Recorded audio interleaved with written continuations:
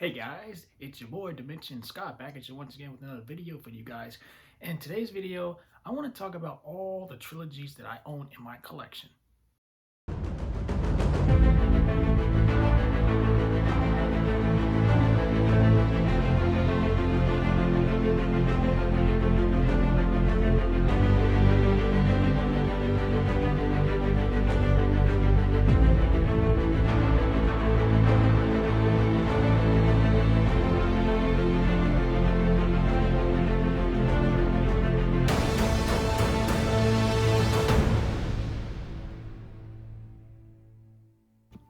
Now, before we get started with today's video, welcome back to the channel once again. And if you're brand new to my channel and you adore physical media, Blu-rays, DVDs, video games, making shopping vlog videos, if you're in all that type of stuff, you love physical media, like me, you come to the right place. Hit the like button and subscribe button if you like what you see. Okay, I have several films, franchises that are still a trilogy. Some of them have been a trilogy for years until we eventually get fourth films and fifth films, which is like maybe they're arguably no longer a trilogy. But I'm going to go over the ones right now that are just got a trilogy and have been a trilogy for years until they eventually years later, maybe decades later, got future installments like Star Wars, Spider-Man, and the Marvel Universe. Other trilogies out there were like Toy Story, which eventually 10 years later we got a Toy Story 4 release back in 2019, which nobody was expecting, not even me.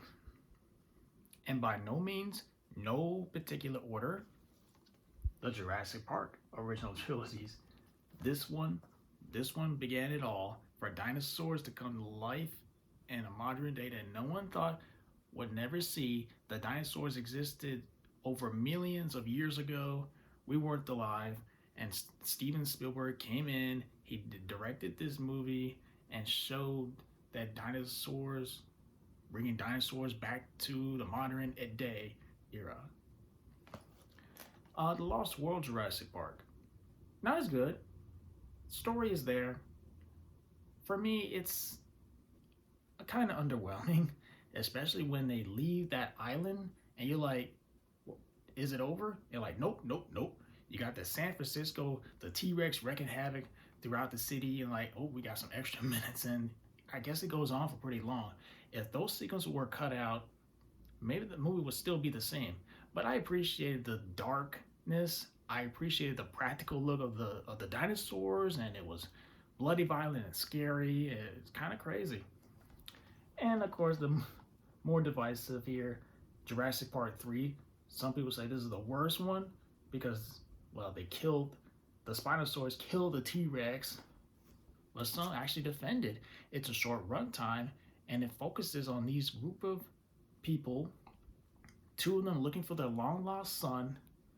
They come across this Spinosaurus being chased down, haunted down, find a way to survive this abandoned facility on the island, with the return of one character from the original movie. For that, it's pretty entertaining, and I kind of debate myself.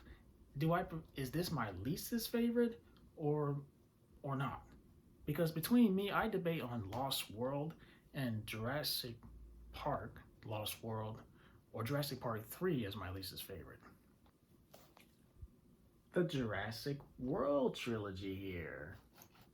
So after a long hiatus from Jurassic Park 3, despite what those sequels were trying to go for, they decided to go back to the main kind of material, which started in the original Jurassic Park movie and Jurassic World here. Now, this might be unpopular, but Jurassic World is my favorite because it opened up that idea of Jurassic Park can be an open public theme park, right? And that's actually a blast for me to watch. Every time I watch this movie, I get laughs, I get fun. You have new characters you care about, Claire and Owen, and the dinosaurs are back. Especially there's one dinosaur I won't get into in case you haven't seen it. I won't spoil it for you. It is on point and a new kind of direction for the raptors, especially with Owen and his pet raptor Blue. Jurassic World Fallen Kingdom. If you guys remember, I did a video on this one, movies I love, but everybody hates. I like the new risky and more dark, different direction it was going for from the island, from the remaining of the island before it gets destroyed by a volcano, and they go to this mansion full of dinosaurs all over the place, and it's kind of scary. And that new clone girl, which works for me, and the newest Jurassic World Dominion. You have your characters Claire and Owen, and your familiar characters from the original continuity trilogy. They're all doing their own storylines till they eventually meet up and merge together for the very first time, and it is epic. Your dinosaurs are there. They're living among the humans. The dinosaurs are there. They're having their moments as well. The special effects on the dinosaurs were excellent, and your familiar characters, new and old, return together. They meet up, they get to know each other, and it's epic. I got the original epic Star Wars trilogy, the originals here. I was a child. They were already out on DVD, VH, and all that. I didn't see them when they were originally released because these were released before my time, but the original Star Wars trilogy is so epic. It started something for the film industry back in 1970. The Darth Vader, Han Solo, Luke Skywalker, the Darth Vader twist, I am your father, that broke everybody. But Darth Vader, lightsabers. When I was a child, I think I watched Star Wars for essentially just watching those nice, beautiful color sword-looking weapons, the space battles, and the performances. George Lucas. It's so epic. It is one of my favorite sci-fi franchises of all time, even today. Next up is one of my favorites of all time growing up, the Sam Raimi Spider-Man trilogy. Tobey Maguire debuted as Spider-Man. He was my Spider-Man that began for me when I was a kid in that theater, and I used to watch Spider-Man all the time, like some of the cartoons. I had some of the toys, and I love playing the video games of Spider-Man. Spider-Man is one of my favorite classic superheroes of all time. I used to dress up for Halloween as Spider-Man. I used to kind of act like I was Spider-Man. Spider-Man is my favorite hero of all time, and I was very, very happy when Sam Raimi came in, directed this movie, and cast Tobey Maguire, William Dafoe, and several other iconic actors with great lines. And I know a lot of people don't like Spider-Man 3, but Spider-Man 3 is, not only do I love it, but it's hilarious. The Bully Maguire stuff and the humor, the action, and the emotion carried to that movie. And some tie in some things from the first one that we didn't originally know about. It's such an epic, good story for Tobey Maguire's time as Spider-Man. Next up, I have the Rush Hour trilogy. Two buddy cops, two best buddies, two buddy cops. Chris Tucker and Jackie Chan star together. They're both really funny together. They do martial arts studies together. They try to speak each other, understand each other. And they have cases in Hong Kong and Los Angeles, and they fight and fight. It's funny. They got all that incredible music. They use Michael Jackson's song, like Don't Stop Till You Get Enough, in Rush Hour 2. And in my opinion, Rush Hour 2 is my actually favorite. No, Chris Tucker's character, he wants to be on vacation, have a good time, but Lee gets caught up in another case where two Americans were killed, and Chris Tucker's Carter doesn't want to have no cases involved in his vacation. And it's funny. Martial arts going on and the songs and music. Chris Tucker is one of the best funniest actors of all time, and to this day I will still laugh at his performance, whether it's Carter or Smokey from Friday. And Rush Hour 3, no, not my favorite. I think it's my Lee's favorite in this trilogy. And next I have the unofficial Thor trilogy, technically, before we got Thor Love and Thunder. Now, I know the Thor films are like people's most, especially Thor's 1 and 2 are the people's weakest of the MCU. I think some people enjoyed the first Thor. A lot of people were meh on Thor the Dark World, and it's arguably the weakest Marvel movie. But Thor Ragnarok actually changed the game for the character of Thor with Taika Waititi and making them more lighthearted and more funny and visual looking nice. But for me, I think I would watch Thor: The Dark World for what it is. It feels like Game of Thrones in a Marvel movie, and that's totally okay with me. And I think Chris Hemsworth's chemistry with Natalie Portman is pretty good too, and the special effects are pretty good too. And this is what gave us Tom Hiddleston's, Loki, arguably one of the best villains in the MCU.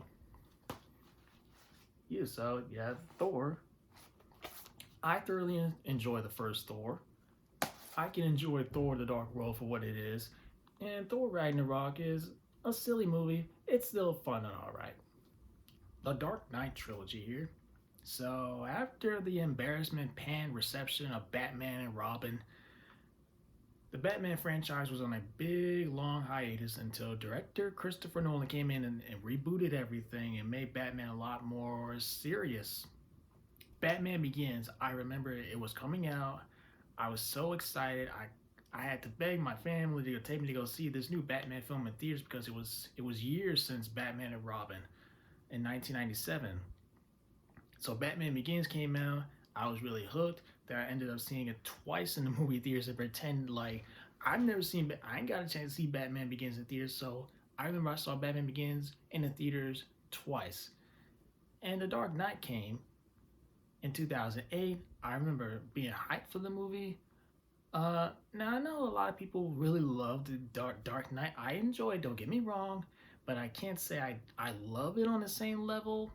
I think it's a little long. I think people are kind of overrated with it because the one thing that people say is Heath Ledger, the Joker.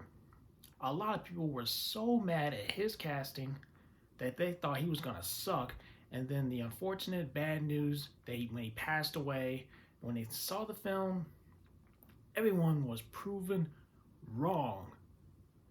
I'm not sure how different would have responded to his performance if he was still alive. But after he died, I think a lot of people just put it behind them and said, Heath Ledger is one of the greatest Jokers of all time.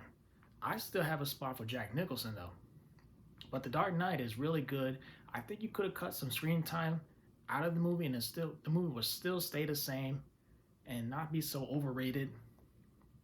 The Dark Knight Rises, I was excited for it, but there was an incident in Colorado, and it really affected my chances to see in the theaters. But I think The Dark Knight Rises, it's nearly 3 hours long, but it's a really epic conclusion to this continuity for Batman, thanks to Christopher Nolan, Christian Bale, Tom Hardy's Bane, the Joker, the Batmobile chases. Some of the action sequences are okay. It's kind of repetitive, but for story and for some action, especially with the Bat Pod, it's epic as ever. The original Matrix trilogy. The original Matrix was a game changer, and we started hearing things in Matrix Reloaded with incredible action. The Matrix Reloaded has incredible action, like Neo going up a bunch of clone Smiths, and we're hearing all about the war between the humans and machines, and then we get the big war that we were talking about between humans and machines, and Neo's final fight with Smith, and it's actually really epic. I don't get the hate for it. Yeah, so the original Matrix was a game changer. Matrix Reloaded gave us a bunch more action, and then we get a build up to the big war in the real world and the Matrix and the machine world and Matrix Revolutions. We had the epic conclusion war against the machines, the Sentinels, and all the humans in all the real world, and Neo's final battle in the rain between himself and Smith. And it's actually really awesome. I don't really get the hate for that. Some of my favorite action movies that I've seen in recent years starring a former Matrix, if you've seen the Matrix Resurrections, Keanu Reeves in the John Wick films, and a new film, a fourth one is on the way. That was already confirmed, but from these three, John Wick, played by Keanu Reeves, He plays this badass retired hitman with all these guns and moves, breaking limbs and shooting you to death. And the first one was a more revenge focused movie, getting revenge on those thugs who killed his dog. And 2 was the person who destroyed his house. And 3, he was going on the run. And a fourth John Wick movie is coming out, and a new trailer has been released. The Tom Holland Spider-Man trilogy. Tom Holland debuted it in Captain America Civil War, and then he got his own movie with Spider-Man Homecoming, and then later on appeared in other Marvel movies and like Avengers Infinity War, Avengers Endgame, and then he got his sequel, Spider-Man Far From Home, that actually debuted Mysterio, played by Jake Gyllenhaal, and then we got the big one here, Spider-Man No Way Home. I won't get into any spoilers, and I know a lot of people don't want to be spoiled with Spider-Man No Way Home. I hear people have not seen Spider-Man No Way Home. In fact, they released a extended cut of that one in the theaters a couple of days ago. But the Spider-Man Tom Holland trilogy is widely entertaining. It may not do it for some Spider-Man fans who especially who read all the comic books, who see Spider-Man the way they think he is. But Tom Holland is a great Peter Parker, and he's in high school. You tell these more high school stories, and he's trying to be a hero and do the right thing with his mentor Iron Man. And he also has Happy at his side as well. He has his aunt and his friends. And Spider-Man No Way Home is fantastic. Next up here is more Star Wars. The Star Wars sequel trilogy, or maybe the Skywalker trilogy or something like that. But Star Wars The Force Awakens was coming out after a long hiatus from the prequels, and J.J. Abrams revised Star Wars in a fun for new generations to come, especially for me.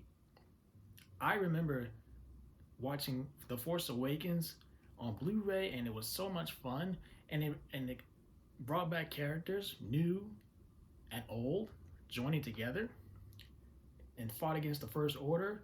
And although a lot of people say it's just a rehash of New Hope, but that makes no difference to me. And Last Jedi, I actually thought was great. That's an unpopular opinion. And Star Wars The Rise of Skywalker, I didn't mind either.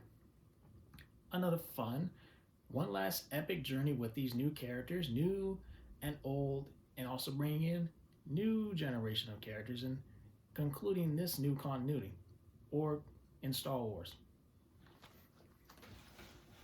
And now, last but not least, is my favorite. We have